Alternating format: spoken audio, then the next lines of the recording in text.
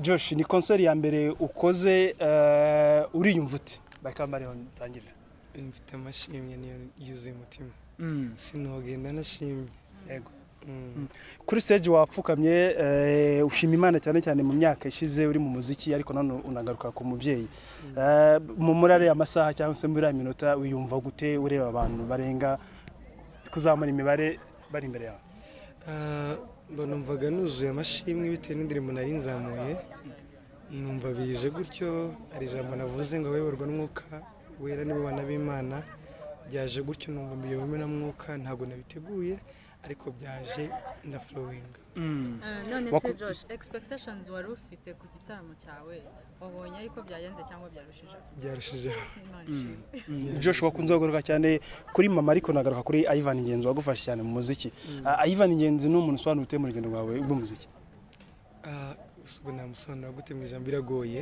ako he's a good mentor navuga wambaye hafi since day one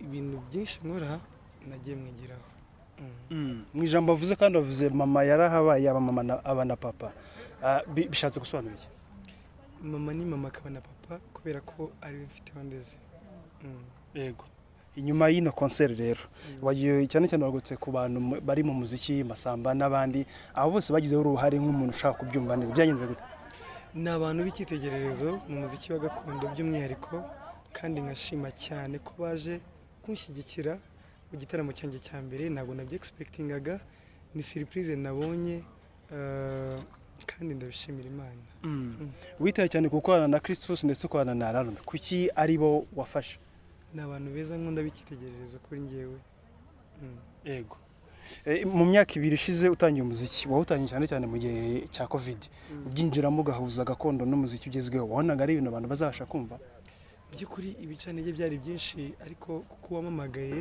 ari wari kunkomeza yarankomeje kugeza kuri uru rwego ibicanege ntabwo byari kubura bavuga ko gakondo bisawa cyane ariko navuga ko ubu ngubu ni urugero rwiza cyane ko gakondo ari nziza ikunzwe n'abanyarwanda cyane sibyo n'abanyarwanda n'abanyamahanga mwababonye rero navuga ko ku bantu bakiri kuzamuka bakiri kuza gakondo rwose bayizemo yo kuramya Imana by'umwihariko Producer Boris washimiye asanzwe nakorana mbonye n'abandi bahanzi batandukanye benshi mu producer hari abatinze indirimbo n'ubuhe mwihariko afite kugenda rwawe rw'umuziki afite umwihariko w'umwuka w'Imana akorana icyo kintu cya mbere muziho akora neza mu buryo butuje mu buryo bwiza buri mwuka w'Imana si umuntu ukora yemeza aho agakora dukoreshejwe n'umwuka w'Imana.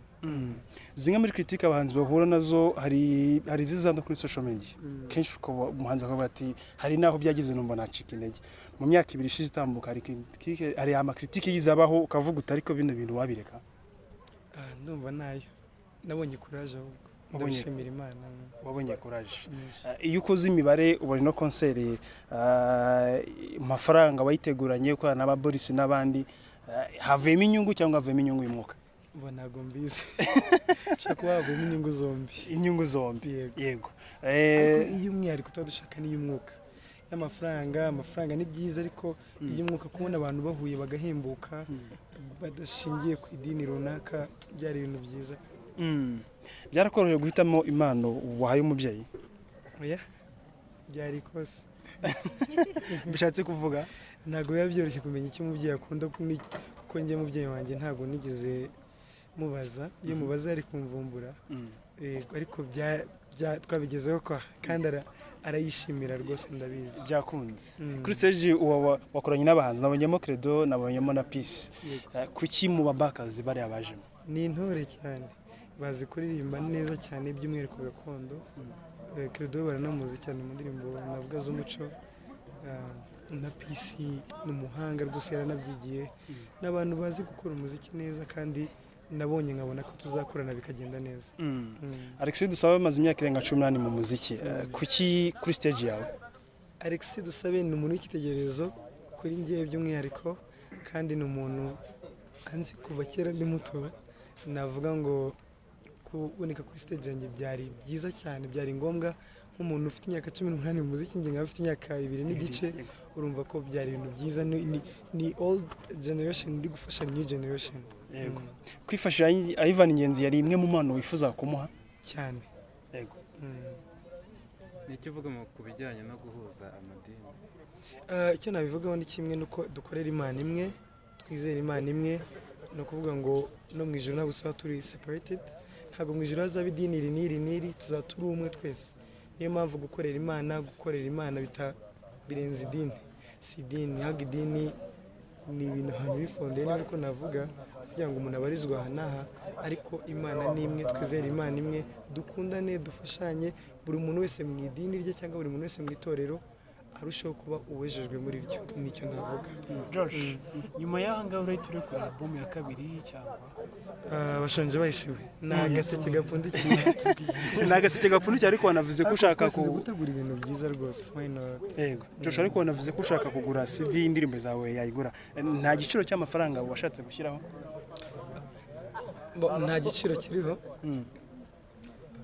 Kuko nta giciro kiriho. Navuze ko kugura CD ari uburyo bwo kuntera inkunga buri uko umuntu yifite. Hari uburyo bwa nimero ni 078 243 61. Iyo ni nimero umuntu ashobora koherezaho support.